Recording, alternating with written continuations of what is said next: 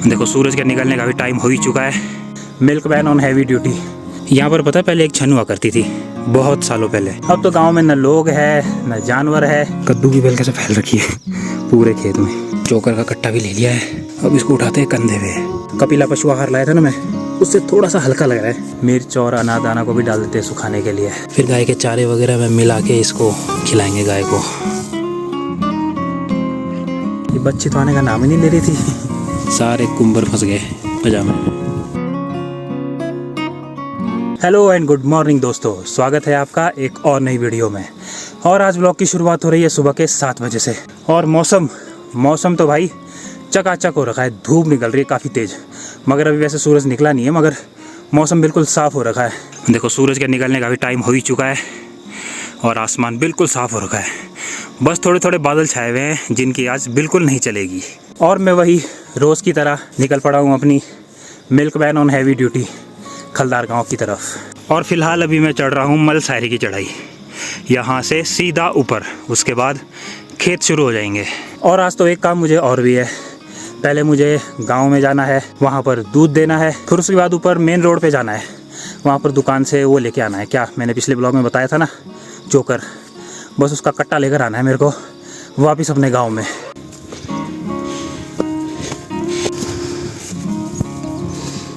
ज़्यादा कुछ सामान मेरे पास होता नहीं है, बस जाते टाइम पर 5-6 दूध की बोतलें हैं मेरे बैग में, बस उनका ही वेट है। बाकी नीचे आते टाइम तो बोतलें खाली रहती है, तो वेट कुछ नहीं है बैग का, इसलिए कट्टा भी मैं बड़े आराम से ले आऊँगा नीचे तक। पिछली बार मैं वहाँ दुकान से कपिला पशु आहार लेकर आया था, और इस बार चोकर लेके आ रहा हूँ। जो गेहूँ का वो नहीं होता, बूरा सा बचा रहता है, उसे कहते हैं चोकर। यहाँ पर पता है पहले एक छन हुआ करती थी, बहुत सालों पहले। खलदार गाँव में किसी परिवार की रही होगी छन यहाँ पर।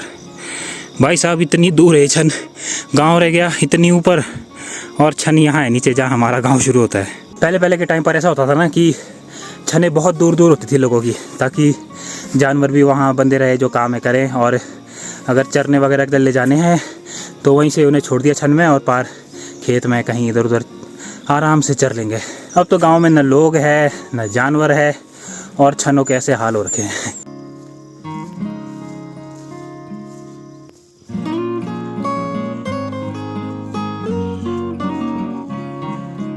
अब मैं भी पहुंच चुका हूं खलदार गांव में, और दूध वगैरह देता हूं और आप सभी से मिलता हूं बस थोड़ी सी देर में। दूध भी सब दे दिया है, तो अब निकलते हैं रोड की तरफ, दुकान में चोकर का कट्टा लेकर आते हैं।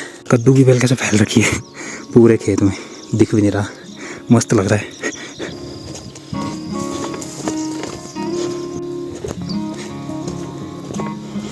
चोकर का कट्टा भी ले लिया है, अब इसको उठाते हैं कंधे पे और निकलते हैं गांव की तरफ। ज़्यादा भारी भी नहीं लग रहा वैसे तो, लगभग उतना ही वेट है इसका जितना वो कपिला पशु आहार लाया था ना मैं, उससे थोड़ा सा हल्का लग रहा है, उठाने में थोड़ा बढ़िया है।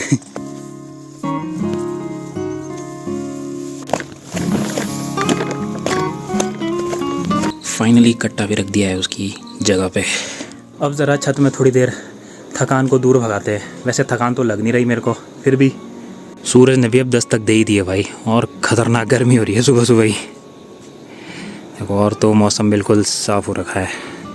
आज तो हल्का हल्का धुआं भी छाया हुआ है पहाड़ियों में, पॉल्यूशन नहीं लग रहा है मेरे को तो, ये धुंध भी नहीं लग रही।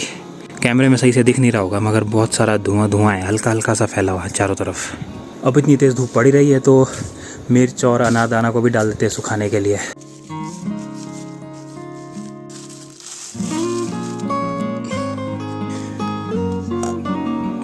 ये थोड़े से मुंगरी के दाने भी थे, इनको पीस करके ना बिल्कुल फाइन पाउडर बनेगा, फिर वो गाय के काम आएगा। फिर गाय के चारे वगैरह में मिला के इसको खिलाएंगे गाय को।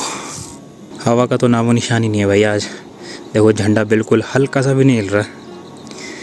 अब चलते हैं गाय बच्चों को चराने के लिए। उन्हें रोज़ के रोज़ चराना भी बहुत ज़्यादा ज़रूरी है, वरना उनका पेट तो कभी भरता ही नहीं भाई छन में रहकर। चरने से ऐसा है कि वो अपने मर्ज़ी का जितना मर्ज़ी खा लेते हैं, जो उनकी पसंद में आ रहा है, सामने दिख रहा है जो उनको।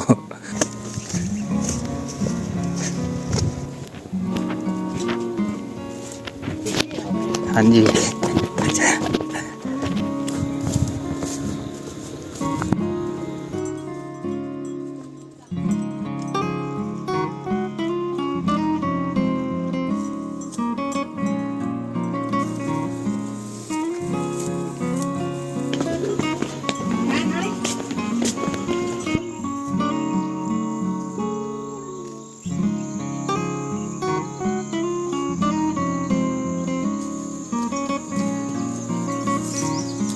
फाइनली बड़ी मुश्किल से लाया भाई इसको मलसारी में।